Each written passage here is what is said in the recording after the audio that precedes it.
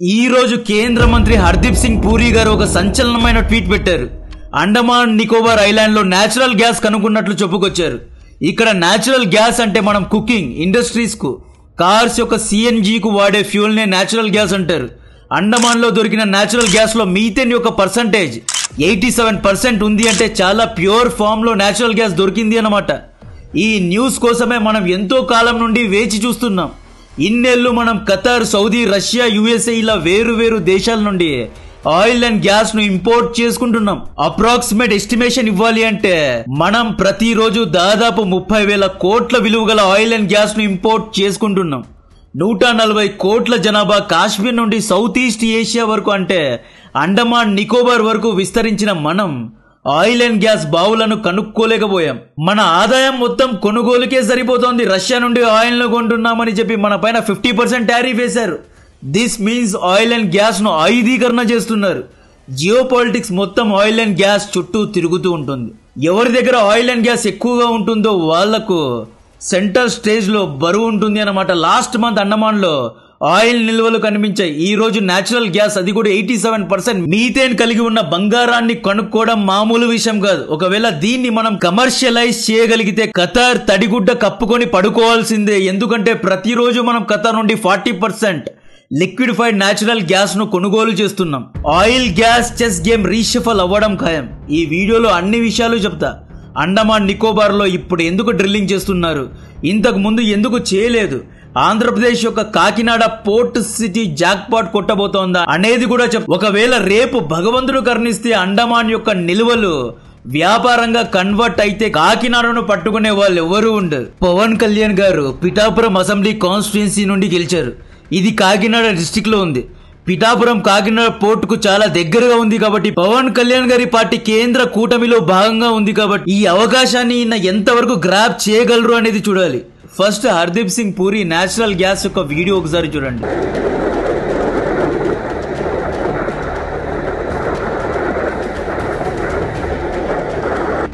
ఈ స్పార్క్ చూస్తే high quality methane దొరికింది అనేది కనిపిస్తోంది. ఈ నేచురల్ గ్యాస్ ఎక్కడ దొరికింది అంటే ఈ మ్యాప్ లో అండమాన్ నికోబార్ ఐలాండ్ కు 17 కిలోమీటర్ల దూరంలో ఈస్ట్ సైడ్ లో విజయనగరం వెల్ 2 లో 2650 మీటర్ల లోతులో నేచురల్ గ్యాస్ దొరికింది. ఈ గ్యాస్ శాంపుల్ ను కాకినాడకు తరలించి టెస్ట్ చేస్తే 87% మీథేన్ ఉన్నట్లు తేలిపోయింది. ఇక్కడ శాంపుల్స్ ను కాకినాడకే ఎందుకు పంపారు అంటే అండమాన్ కు దగ్గరలో ఉన్న పోర్టు పేరు కాకినాడ అన్నమాట.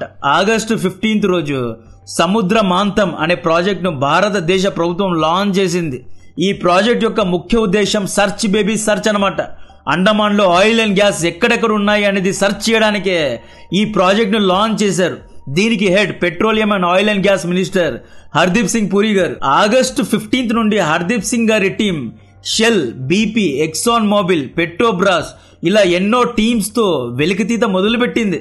ఇంతకు ముందు ఎందుకు అండమాన్ అండ్ నికోబార్ ను ఎక్స్ప్లోర్ చేయలేదు అంటే ఇంతకు ముందు మనం ముంబై, గుజరాత్ లో ఆయిల్ ను వెలికి తీసాం. ఎందుకంటే ముంబై, గుజరాత్ యొక్క సముద్ర తీరంలో సముద్రం యొక్క లోతు 250 మీటర్లు. చాలా లో డెప్త్ ఏరియాస్ లో డ్రిల్లింగ్ చేయడానికి అప్పట్లో డ్రిల్లింగ్ మిషన్స్ ఉండేవి. అండమాన్ నికోబార్ అనేది డీప్ సీ వాటర్ కిందకు వస్తుంది. అండమాన్ సముద్రం యొక్క లోతు 2800 మీటర్లు అన్నమాట. ఇంత లోతులో డ్రిల్లింగ్ చేయడం సాధ్యం అయ్యేది కాదు. ఇప్పుడు టెక్నాలజీ డెవలప్ అయింది. డీప్ సీ వాటర్ లో డ్రిల్లింగ్ చేసే సాధనాలు వచ్చాయి. అండమాన్ లో డ్రిల్లింగ్ చేయడానికి డీప్ వాటర్ డ్రిల్లింగ్ రిగ్స్ కావాలి, ఫ్లోటింగ్ ప్లాట్ఫామ్స్ కావాలి. ఇప్పుడు టెక్నాలజీ డెవలప్ అయింది కాబట్టి ఇప్పుడు డ్రిల్లింగ్ చేస్తున్నారు అన్నమాట. సముద్ర మాంతం ప్రాజెక్ట్ కోసం మనం 4000 కోట్లు ఖర్చు పెడుతున్నాం. ఈ ప్రాజెక్ట్ స్టార్ట్ అయినప్పటి నుండి చాలా మంది క్రిటిక్స్ ఊరికే డబ్బులు సముద్రంలో కలుపుతున్నారు, అండమాన్ లో ఏమీ లేదు, ఊరికే అందరి టైం వేస్ట్ చేస్తున్నారు అన్నట్లే విమర్శించారు. మనలో చాలా మందికి ఓ డౌట్ ఉంటుంది, ఎందుకు ఎడారి దేశాలైన Saudi, Qatar, Oman, Kuwait, Bahrain ఇలాంటి దేశాల్లోనే ఆయిల్ అండ్ గ్యాస్ ఉంటుంది, మనకెందుకు లేదు అనే డౌట్ మనలో చాలా మందికి ఉంటుంది.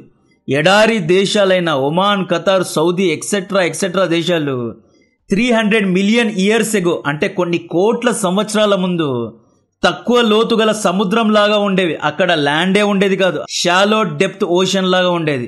అక్కడ ల్యాండే లేదు. అప్పట్లో ఆ సముద్రంలో ఉన్న చెట్లు, నీటి జీవులు, ఆర్గానిక్ మ్యాటర్, చేపలు ఇవన్నీ ఆ సముద్రంలోనే చచ్చిపోయాయి, డీకంపోజ్ అయిపోయాయి, కుళ్ళిపోయాయి, అంటే భూమిలో కలిసిపోయాయి. కొద్ది రోజుల తర్వాత టెక్టానిక్ ప్లేట్స్ షిఫ్ట్ అయిన తర్వాత తక్కువ లోతులో ఉన్న సముద్రం ఎండిపోయింది. సముద్రం బేస్ లో ఏముంటుంది, మట్టే ఉంటుంది కదా. సో నీళ్లు ఎండిపోయిన దేశాలు ఎడారి దేశాలుగా మారాయి అన్నమాట. త్రాగడానికి నీళ్లు లేవు. ఒంటెపాలు, ఖర్జూల పండ్లు తిని తాగి అరబ్బులు జీవించేవారు. వరల్డ్ వార్ 2లో ఎప్పుడైతే పెట్రోల్ డీజిల్ యొక్క ప్రాముఖ్యత పెరిగిందో, యుద్ధ ఆయుధాలు నడపడానికి పెట్రోల్ డీజిల్ కావాలి అని చెప్పి తెల్లోళ్ళందరూ గల్ఫ్ దేశాలకు వెళ్లి ఆయిల్ను ఎక్స్ప్లోర్ చేయడం మొదలుపెట్టారు. 1938లో కాలిఫోర్నియన్ కంపెనీ సౌదీ అరేబియాలో ఆయిల్ను కనుక్కుంది. బిలియన్స్ ఆఫ్ ఇయర్స్ బ్యాక్ చనిపోయి డీకంపోజ్ అయిన ప్లాంక్టన్, జీవులు, పశువులు extreme heat, temperature and pressure కారణంగా డీకంపోజ్ అయ్యి ఆయిల్ లాగా మారిపోయాయి. సైంటిఫిక్ గా దీన్ని గ్రహించిన తెల్లోళ్ళు గల్ఫ్ దేశాల చుట్టూ ఉన్న సముద్రంలో డ్రిల్లింగ్ చేస్తే కేవలం 50 మీటర్ల లోతులో ఆయిల్ బావులు కనిపించాయి. జస్ట్ 50 మీటర్స్లో ఆయిల్ అండ్ గ్యాస్ దొరికాయి. దీన్నే జియోగ్రఫికల్ గిఫ్ట్ అంటారు. ప్యూర్ బ్లాక్ గోల్డ్ దొరికింది. ఉదాహరణకు ఒక పాత చెరువు ఉంది. ఆ చెరువులో చెట్లు, పశువులు చనిపోయిన తర్వాత ఆ చెరువును క్లీన్ చేయకుండా అలాగే ఉంచితే కొన్ని ఏళ్ల తర్వాత గ్రీన్ కలర్లో ఒక ఆల్గే ఫామ్ అవుతుంది. ఈ ఆల్గేను మిలియన్స్ ఆఫ్ ఇయర్స్ అలాగే ఉంచితే ఆయిల్ లాగా మారుతుంది అనమాట. ఈ ఆయిల్ ఓవర్గా హీట్ అయితే తయారయ్యే ఇంధనం పేరే న్యాచురల్ గ్యాస్. దీన్నే మీథేన్ అని కూడా అంటారు. మన అదృష్టమో దురదృష్టమో భారతదేశంలో ఇలాంటి సహజ వనరులు చాలా తక్కువగా ఉన్నాయి. మన దగ్గర గోల్డ్ ఉండేది, బంగారం మొత్తాన్ని తెల్లోళ్ళు దోచుకొని వెళ్ళిపోయారు. Millions of years back Indian plate అనేది ప్రాపర్ ల్యాండ్ లాగా ఉండేది. మన భూమి కూడా షాలో ఓషన్ లాగా ఉంటే మన దగ్గర కూడా ఎంతో ఆయిల్ అండ్ గ్యాస్ దొరికేది అనమాట. సైంటిఫిక్ రీజన్ ఇది. అరబ్స్ ఏమంటారు అంటే ఆ భగవంతుడే గిఫ్ట్ గా మాకు బ్లాక్ గోల్డ్ ఇచ్చారు అని వాళ్ళు నమ్ముతారు. నేను ఒమాన్ లో వర్క్ చేసేటప్పుడు చాలా మంది చదువుకున్న సీనియర్స్ ఏమనేవారు అంటే అరబ్బులకు డివైన్ పవర్ ఆ భగవంతుడు ఇచ్చాడు, గిఫ్ట్ గా ఇచ్చాడు అని చెప్పేవారు. అయితే అసలైన రీజన్, సైంటిఫిక్ రీజన్ ఇది. 50 మీటర్ల లోతులో ఆయిల్ బావులు ఉన్నాయి కాబట్టే తెల్ల కంపెనీస్ అన్ని ఈజీగా డ్రిల్లింగ్ చేసి అమ్ముతున్నారు. ఆయిల్ అండ్ గ్యాస్ దొరకడం గొప్ప కాదండి, తక్కువ లోతులో దొరకడం అనేదే గొప్ప విషయం. బట్ అండమాన్ నికోబార్ దగ్గరకు వస్తే ఒకప్పుడు ఇక్కడ షాలో ఓషన్ ఉండేది. అయితే అండమాన్ అనేది ఇండియన్ ప్లేట్, బర్మీస్ ప్లేట్ కు బార్డర్లో ఉంటుంది కాబట్టి ఈ ప్లేట్స్ గుద్దుకున్నప్పుడల్లా ఆయిల్ అండ్ గ్యాస్ అనేది ఇంకా లోతుకు వెళ్ళిపోయింది. అంటిల్ 2025 వరకు అండమాన్ అండ్ నికోబార్లో ఆయిల్ అండ్ గ్యాస్ ఉంది అనేది తెలుసు. అయితే అంత లోతుకు డ్రిల్ చేయడానికి డీప్ సీ డ్రిల్లింగ్ మిషన్స్ లేవు, ఇన్వెస్ట్మెంట్ లేదు, డబ్బులు ఖర్చు పెట్టలేదు. కట్ చేస్తే ఈ రోజు ఫైనల్లీ అండమాన్ అండ్ నికోబార్లో పొటెన్షియల్ ఉంది అని తేలిపోయింది. వి ఆల్సో స్ట్రక్ గోల్డ్ అనమాట. నెక్స్ట్ స్టెప్స్ ఇంకా ఎక్కువగా న్యాచురల్ గ్యాస్ను బయటకు తీసి ప్రాసెస్ చేసి వేరు దేశాలకు అమ్మాలి. కాకినాడ పోర్ట్ అండమాన్కు 1000 కిలోమీటర్ల దూరంలో ఉంది కాబట్టి టెస్టింగ్ అండ్ ప్రాసెసింగ్ కాకినాడలోనే జరుగుతుంది. కాకినాడలో ఉన్న industrial, fertilisers and commercial plants లాభపడతాయి. అండమాన్ న్యాచురల్ గ్యాస్ను కాకినాడ ప్రాసెసింగ్ ప్లాంట్స్కు తరలించి ప్రాసెస్ చేసి కాకినాడ పోర్ట్ ద్వారా వేరు దేశాలకు అమ్ముతారు. దీనివల్ల కాకినాడ పోర్ట్లో మూవ్మెంట్స్ పెరుగుతాయి. స్టోరేజ్, హ్యాండ్లింగ్ అండ్ ఆపరేషన్లో ఎన్నో ఉద్యోగ అవకాశాలు వస్తాయి. అండమాన్లో డీప్ వాటర్ ఆయిల్ గ్యాస్లో పనిచేయడానికి ఇంజనీర్స్, వర్కర్స్ కావాలి. ఆయిల్ అండ్ గ్యాస్ కంపెనీస్లో శాలరీస్ ఎలా ఉంటాయో తెలుసు కదా, దిమ్మ తిరిగిపోయే శాలరీస్ అండి. డాక్టర్స్, ఇంజనీర్స్ ఎవరే కానీ ఈ శాలరీస్ రావు. నాకు తెలిసి ఆపరేటర్కి 2 లక్షలు, మేనేజర్కు 10 lakhs పర్ మంత్ ఉన్నది. 1 month ఆన్ షోర్లో, 1 month ఆఫ్ షోర్లో. ఆన్ షోర్లో ఉన్న శాలరీ ఇస్తారు, ఇంట్లో కూర్చున్న శాలరీ ఇస్తారు. ఒకవేళ రేపు అండమాన్లో ఆయిల్ అండ్ గ్యాస్ ఎక్స్ప్లోరేషన్ పీక్స్కు వెళ్తే కాకినాడలో హోటల్స్, పబ్స్, బార్స్, ట్రాన్స్పోర్టేషన్ ఇలా ఎన్నో రంగాల్లో డెవలప్మెంట్ చూడవచ్చు. ఆంధ్రప్రదేశ్ ప్రభుత్వ అధికారులు కొంచెం అండమాన్ పై కాన్సన్ట్రేట్ చేయాలి. All eyes on Andaman now. ఈ అండమాన్ ఆయిల్ ప్రాజెక్ట్ గురించిన ఇన్ఫర్మేషన్ ను అధికారులు డిప్యూటీ సీఎం వరకు చేరవేశారా లేదా అనేది మనకు తెలియదు.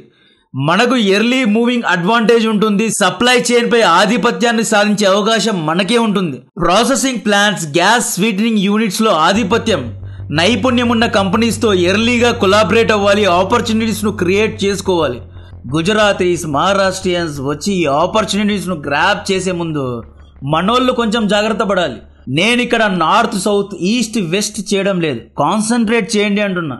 అండమాన్ యొక్క డెవలప్మెంట్ను అబ్జర్వ్ చేయాలి. రేపు వీళ్ళు కనుక న్యాచురల్ గ్యాస్ను పెద్ద మొత్తంలో వెలికి తీశారు అనుకోండి, కాకినాడలో ప్రాసెసింగ్ ప్లాంట్స్ యొక్క అవసరం వస్తుంది. గ్యాస్ ప్రాసెసింగ్ ప్లాంట్స్ కావాలి, గ్యాస్ స్వీటనింగ్ యూనిట్స్ కావాలి. అంటే న్యాచురల్ గ్యాస్లో CO2, H2Sను తీసి ప్యూర్ మీథేన్ను తయారు చేయడానికి ప్రాసెసింగ్ ప్లాంట్స్ కావాలి. లిక్విఫైడ్ న్యాచురల్ గ్యాస్ ప్లాంట్స్ కావాలి. ఎందుకంటే ఈ న్యాచురల్ గ్యాస్ను మనం షిప్స్ ద్వారా వేరు వేరు దేశాలకు తరలించలేము. దీని యొక్క వాల్యూమ్ చాలా పెద్దగా ఉంటుంది.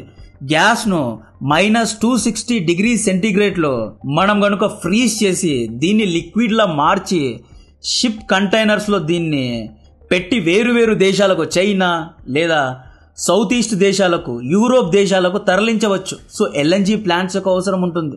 కంప్రెషన్, స్టోరేజ్ ఫెసిలిటీస్ కావాలి, పవర్ ప్లాంట్స్ కావాలి, ఫర్టిలైజర్స్, పెట్రోకెమికల్ ప్లాంట్స్, ఇలా ఎన్నో విధాలుగా ఎంతో ఇన్ఫ్రాస్ట్రక్చర్ కావాలి. ఇలాంటి ప్లాంట్స్ కు ల్యాండ్ కావాలి. మనోళ్ళు ల్యాండ్ పై ఇన్వెస్ట్ చేయాలి అంటున్నా. మనం ప్రాసెసింగ్ ప్లాంట్స్ లో మోనోపోలీ చూపించాలి. వేరు రాష్ట్రాల నుండి వచ్చి ఈ ఆపర్చునిటీని వేరే వాళ్ళు గ్రాప్ చేసే ముందు మనం జాగ్రత్త పడాలి అంటున్నా. 1938లో 1940s ఇలాంటి ఆపర్చునిటీనే ఖతార్, సౌదీ వంటి దేశాలకు వచ్చింది. సముద్రంలో వీళ్ళు ఆయిల్ అండ్ గ్యాస్ ను వెలికితీసి దోహాలో దీన్ని ప్రాసెస్ చేసి వేరు వేరు దేశాలకు అమ్మారు. అండమాన్కు కాకినాడ దగ్గరలో ఉంది కాబట్టి కాకినాడకు ఇటువంటి అవకాశం ఉండే అవకాశాలు చాలా ఎక్కువ ఉన్నాయి అంటున్నా. బట్ అగైన్ దీన్ని మనం కమర్షియలైజ్ చేస్తేనే, దీన్ని వ్యాపారంగా కన్వర్ట్ చేస్తేనే ఆయిల్ దొరకడం వేరు, 87% మీథేన్ ఉన్న హై క్వాలిటీ గ్యాస్ దొరకడం వేరు. బట్ దీన్ని తక్కువ ఖర్చుతో ఎక్స్ప్లోర్ చేసి దీన్ని ఒక బిజినెస్ మోడల్లా తయారు చేయడం అనేది నెక్స్ట్ స్టెప్ అనమాట. డెఫినెట్గా ఇది కూడా జరుగుతుంది. సో తద్వారా మనం లాభపడచ్చు అనే చెబుతున్నా. మనం ఎందుకు ఇస్లామిక్ దేశాలను నమ్మకూడదు అంటే, మొన్న సౌదీ అరేబియా పాకిస్తాన్తో డిఫెన్స్ ప్యాక్ట్ చేసుకుంది. రేపు ఖతార్ కూడా చేసుకోగలదు. పూర్తిగా మనం ఖతార్ పైనే న్యాచురల్ గ్యాస్ విషయంలో ఆధారపడడం కరెక్ట్ కాదు. రేపు ఖతార్ ఇండియాపై కోపంతో ఏదైనా చేయొచ్చు అంటున్నా. సో మనం made in Indian oil and gas ప్లాంట్స్ను తయారు చేసుకోవాలి, వెలికి తీసుకోవాలి. ఇకనైనా దీని గురించి ఆలోచించారు. బట్ దీన్ని కమర్షియలైజ్ చేయాలి. ఎప్పటికైనా ఉమ్మా ఒకటే. వీళ్ళు మనం ఎంత చేసినా, ఎంత కొన్నా, ఆయిల్ అండ్ గ్యాస్ ప్రతిరోజు కొన్నా కూడా, ప్రతిరోజు 30,000 కోట్లు ఖర్చు పెట్టినా కూడా ఈ దేశాలు ఫైన్ డే పాకిస్తాన్ దగ్గరికే వెళ్తాయి. దీని గురించి మరిన్ని డీటెయిల్స్ ఇస్తూనే ఉంటా. నెక్స్ట్ అప్డేట్స్ గురించి కూడా చెబుతూనే ఉంటా. కంటెంట్ నచ్చితే వీడియోను లైక్ చేయండి, ఛానల్ను సబ్స్క్రైబ్ చేసి అందరికీ షేర్ చేయండి. జై హింద్.